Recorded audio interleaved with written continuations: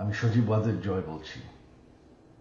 আপনারা জানেন, আপনারা নিজের চোখে দেখতে পেরেছেন যে জাতির জনক, জাতির পিতা বঙ্গবন্ধুর বাসা, সেই ঐতিহাসিক ৩২ নম্বরকে পুড়িয়ে ফেলা হয়েছে। এই প্রটেস্টার তো বলবো না, এই মব জাতির পিতার বাসাকে পুড়িয়ে ফেলায়।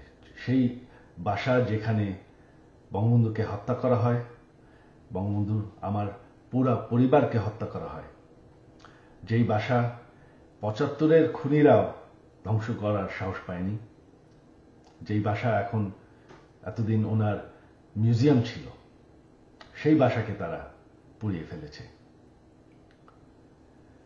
বঙ্গবন্ধু একটি দলীয় বিষয় না, বঙ্গবন্ধু হচ্ছেন জাতির পিতা। বঙ্গবন্ধু না থাকলে আজকে আমরা বাংলাদেশ হতাম না, আজকে আমরা পাকিস্তান হয়ে থাকতাম।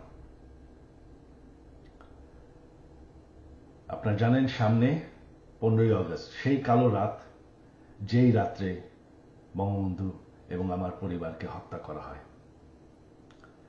আমার আহ্বান বাঙালি জাতির কাছে যে আপনারা যদি স্বাধীনতার চেতনায় বিশ্বাস করেন, আপনারা যদি বাংলাদেশকে ভালোবাসেন, আর এই যে বাংলাদেশে বাস করছেন, এটাকে মেনে নেন যে বঙ্গবন্ধু আপনাদেরকে স্বাধীনতা দিয়েছে, আমাদেরকে স্বাধীনতা দিয়েছে।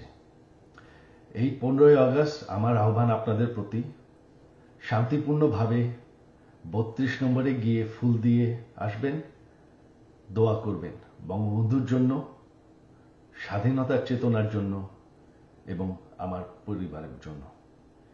এই হলো আমার আহ্বান আপনাদের প্রতি। ধন্যবাদ। জয় বাংলা, জয় বঙ্গবন্ধু।